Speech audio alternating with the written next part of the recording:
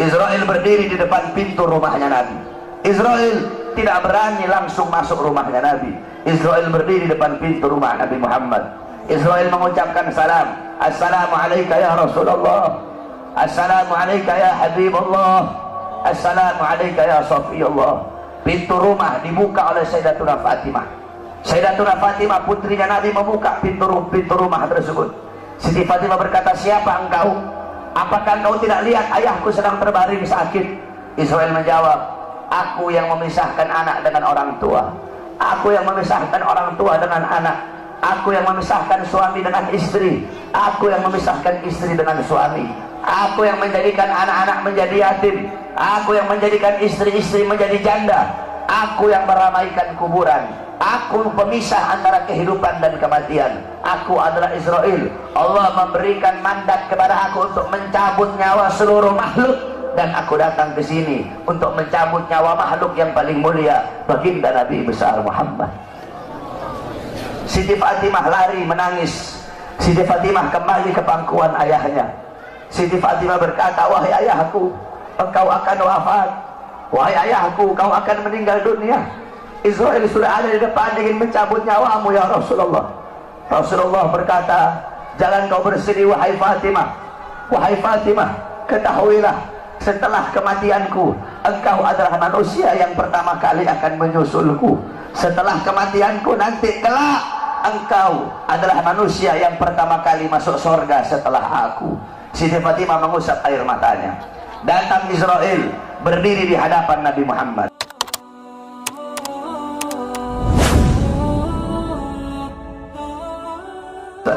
Saudara-saudara, beruntung kalian menjadi umat yang paling baik, menjadi umat yang paling mulia, menjadi umat yang paling agung, menjadi umat yang paling utama, yaitu umat baginda Nabi besar Muhammad sallallahu alaihi wasallam. Umat yang selalu dibanggakan oleh Nabi, umat yang pertama kali dibangkitkan dari dalam kubur, umat yang kelak di akhirat akan menjadi pemimpin dari seluruh umat-umat yang lain. Umat yang dimana Allah, innal jannah muharramatun alal umam qabla an tadkhuluha ummatuh. Sesungguhnya sorga diharamkan oleh Allah untuk dimasuki oleh umat manapun sebelum sorga dimasuki oleh umat Nabi Muhammad. Beruntung kalian menjadi umat Nabi Muhammad SAW. Para nabi-nabi, rasul-rasul terdahulu, beliau-beliau iri kepada kita sebagai umat Nabi Muhammad. Di dalam kitab Nasaihul Ibad, Al-Imam Ibnu Hajar Al-Asqalani dikatakan bahwasanya Nabi Allah Adam alaihissalam, Nabi Adam berkata, sungguh aku iri kepada umat Muhammad karena Allah memberikan kepada mereka 4 macam kemuliaan yang tidak pernah Allah berikan kepada aku, tetapi Allah berikan kepada mereka sebagai umat Muhammad. Yang pertama, kata Nabi Allah Adam alaihissalam, ketika aku berbuat salah, Allah lepaskan aku, Allah lepaskan pakaian yang ada di tubuhku. Aku berbuat salah dalam keadaan berpakaian, karena Allah murka, Allah lepaskan pakaianku. Sedangkan umat Muhammad, mereka berbuat dosa, mereka berbuat salah dalam keadaan telanjang, tapi tetap Allah berikan mereka pakaian. Saya berbuat salah dalam keadaan berpakaian, Allah lepaskan pakaian saya. Umat Muhammad kebalik, mereka berbuat dosa dalam keadaan telanjang, tapi tetap Allah berikan mereka pakaian. Ini tidak pernah Allah berikan kepada aku, tapi Allah berikan kepada umat Muhammad. Yang kedua, kata Nabi Adam alaihissalam, ketika aku berbuat salah, Allah menerima taubatku ketika aku berada di kota Mekah saja. Aku bertobat di tempat-tempat yang lain, Allah tidak terima taubatku. Tapi ketika aku berada di kota Mekah, Allah langsung terima taubatku. Bagi umat Muhammad, mereka bertaubat tidak harus ke Mekah. Dimanapun mereka bertaubat, akan Allah terima taubat mereka. Sedangkan aku, hanya Allah terima taubatku ketika di kota Mekah. Umat Muhammad, dimanapun mereka berada, Allah akan terima taubat mereka. Yang ketiga, kata Nabi Adam alaihissalam, ketika aku berbuat salah, Allah pisahkan aku dengan istriku Hawa selama ratusan tahun. Sedangkan bagi umat Muhammad, pagi, siang, sore, malam mereka berbuat dosa, mereka berbuat salah, tapi tidak Allah pisahkan mereka dengan anak dan istri mereka. Aku hanya satu kesalahan, Allah pisahkan aku dengan istriku selama ratusan tahun. Ini tidak pernah Allah berikan kepadaku, kata Nabi Adam. Yang keempat, kata Nabi Adam, aku berbuat salah di sorga karena Allah murka, Allah keluarkan aku ke dunia, Allah turunkan aku ke dunia. Umat Muhammad kebalik, mereka berbuat dosa di dunia, berbuat salah di dunia, tetapi kalau mereka meninggal husnul khatimah, Allah angkat, Allah masukkan mereka ke surga. 4 kemuliaan ini tidak pernah Allah berikan kepada aku, tetapi Allah berikan kepada umat Muhammad. Beruntung kita menjadi umat baginda Nabi besar Muhammad, umat yang selalu dirindukan oleh Nabi, umat yang dimana qala Rasul sallallahu alaihi wasallam, Nabi Muhammad sallallahu alaihi wasallam bersabda di dalam hadisnya, idza yushaku ahadukum bisyaukatin fi rijlih la'ajidu ala maha fi qalbi. Apa kata Nabi? Andaikan salah satu dari kalian, wahai umatku, ada yang kakinya tertusuk duri, maka pasti kalian merasakan sakit. Rasa sakit yang kalian rasakan, itu pun aku rasakan, bahkan sampai ke dalam hatiku. Umat yang selalu dicintai oleh Nabi Muhammad, umat yang selalu diperdulikan oleh Nabi Muhammad. Sayyidatuna Aisyah radhiyallahu anha, beliau pernah melakukan suatu pekerjaan yang disenangi oleh Nabi, sehingga Nabi mengangkat tangan dan berdoa, Allahumma ighfir li Aisyah ma qaddamat wa ma akharat, ma adharat wa ma abtanat. Ya Allah, ampuni dosa-dosa Aisyah yang telah lalu, yang telah lalu, yang akan datang, yang tampak, yang tidak tampak. Ampuni dosa Aisyah ya Allah. Siti Aisyah loncat-loncat. Siti Aisyah sangat senang dengan doa Nabi Muhammad. Nabi berkata, wahai Aisyah, apakah kamu senang dengan doa seperti itu? Kata Siti Aisyah, siapa yang tidak senang didoakan manusia mulia sepertimu ya Rasulullah. Kata Nabi, wahai Aisyah, kalau kamu senang dengan doa seperti itu, ketahuilah doa seperti itulah yang setiap yang setiap saat, setiap pagi, siang, sore, malam, setiap waktu aku mintakan kepada Allah untuk umatku. Nabi Muhammad begitu peduli kepada kita sebagai umat. Beruntung kalian menjadi umat yang dimana qala Sayyidina Ali karamallahu wajhah, inna Rasulullah fi akhir nafsi haragat syafataihi marratain fa'algaitu sam'i fasami'tuhu yaqul ummati ummati faqbila Rasulullah. Sayyidina Ali berkata, Nabi Muhammad pada saat detik-detik terakhir nafasnya, aku melihat bibir beliau menggerakkan dengan 2 kali gerakan. Aku dekatkan telingaku, aku mendengar beliau berkata, ummati ummati, umatku umatku, kata Nabi Muhammad SAW. Bahkan pada saat detik-detik terakhir nafasnya, Nabi Muhammad masih memikirkan kalian sebagai umat. Ketika itu Nabi Muhammad terbaring sakit di kamar yang biasa beliau tiduri di rumah Sayyidatuna Aisyah radhiyallahu anha. Allah berkata kepada Jibril, wahai Jibril, turun kamu sampaikan kepada Muhammad, aku berikan kepada dia 2 pilihan. Apakah dia akan memilih aku atau dia memilih kehidupan dunia? Kalau dia memilih kehidupan dunia, akan aku panjangkan umurnya. Tapi kalau dia memilih aku, sampaikan kepadanya, pada hari ini akan datang ajalnya. Turun Jibril membawa firman tersebut. Kemudian Jibril menyampaikan, ya Rasulullah, Allah memberikan kepada kamu 2 pilihan. Apakah engkau memilih Allah atau memilih dunia? Kalau engkau memilih Allah, pada hari ini akan datang kematianmu. Kalau kamu memilih dunia, Allah panjangkan umurmu. Apa kata Nabi Muhammad? Wahai Jibril, sudah tentu aku lebih memilih Allah. Bagiku kehidupan sebenarnya bukan dunia. Kehidupan sebenarnya bagiku ketika ruhku berpindah menghadap Allah subhanahu wa ta'ala. Pergi Jibril membawa kabar tersebut. Kemudian Allah memanggil Israel, wahai Israel, wahai pencabut nyawa, turunlah kamu ke dunia. Pasang muka yang paling bagus, pasang wajah yang paling bagus. Kamu akan mencabut nyawa makhluk yang paling mulia, yaitu Nabi Muhammad. Kamu cabut nyawa dia, itu pun kamu izin dulu kepada dia, mau tidak dia dicabut nyawanya. Kalau dia mau kamu cabut, kalau dia tidak mau kamu kembali kepadaku. Turun Israel membawa perintah Allah untuk mencabut nyawa baginda Nabi besar Muhammad. Israel berdiri di depan pintu rumahnya Nabi. Israel tidak berani langsung masuk rumahnya Nabi. Israel berdiri di depan pintu rumah Nabi Muhammad. Israel mengucapkan salam. Assalamualaikum ya Rasulullah.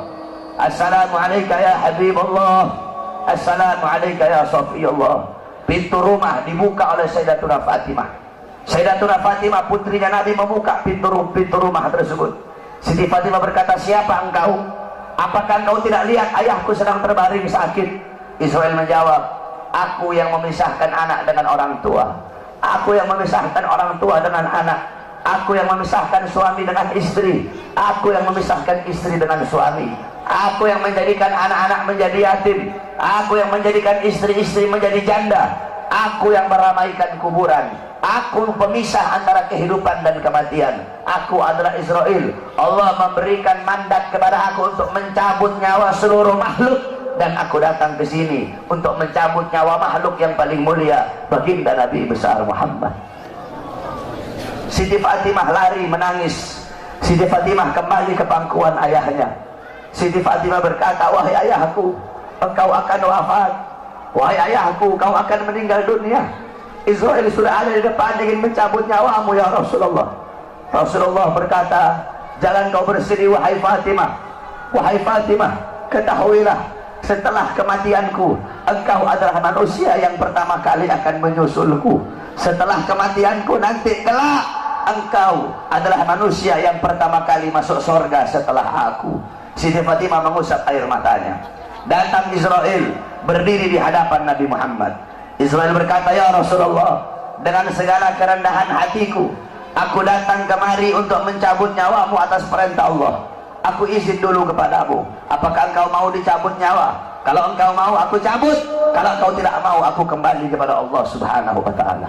Nabi Muhammad berkata, ya Jibril, wahai Jibril, aku belum puas meninggalkan umatku kalau belum diberi jaminan oleh Allah subhanahu wa ta'ala. Nabi Muhammad masih memikirkan nasib kita sebagai umat. Nabi Muhammad pergi menghadap apa? Jibril pergi menghadap Allah. Jibril berkata, ya Allah, kekasihmu Rasulullah meminta jaminan untuk umatnya. Apa kata Jibril? Ya Rasulullah, ya Allah, kekasihmu meminta jaminan untuk umatnya. Allah berkata, Allah berfirman, fa'auhallahu ta'ala ala Jibril, basyirhu ya Jibril, innahu awwalu nasin kharijun minal ardi idha bu'isu wa sayyiduhum idha jami'u fabashirhu innal jannah muharramatun alal umam qabla an tadkhuluha ummatuh.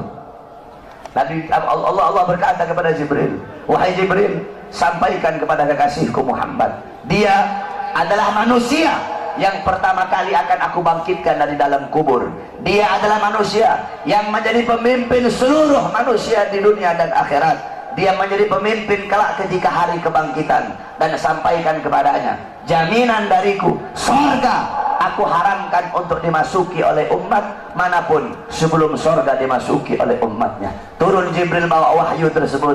Rasulullah berkata, al-an qarrat aini, sekarang aku senang, sekarang aku puas, cabutlah nyawaku wahai Israel.